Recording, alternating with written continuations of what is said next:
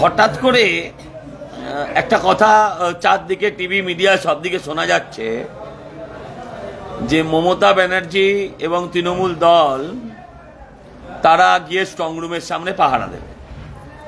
ভালো কথা, স্ট্রংরুম নিশ্চয়ই যে কেউ পাহারা দিতে পারে, প্রত্যেকের অধিকার আছে।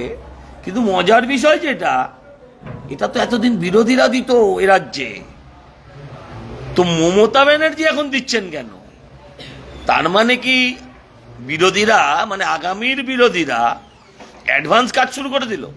মানে মমতা ব্যানার্জি বুঝতে পেরেছেন যে উনি আর 4-5 দিন আছেন মাত্র। যাই হোক, ভালো, পাহারা দিন, কোনো অসুবিধা নেই। কিন্তু স্ট্রংরুমে যে কোনো গন্ডগোলের সম্ভাবনা আছে, এটা আমরা যেটা বলতাম এতদিন, সেটা আগামীর বিরোধীরা আজকে প্রমাণ করে দিলেন।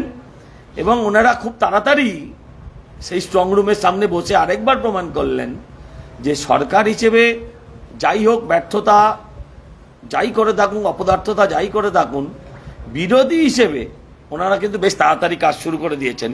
এটা কিন্তু আমাদের প্রত্যেককে মানতে হবে। যাই হোক, হ্যাঁ, এছাড়া আর কি বলবো বলুন।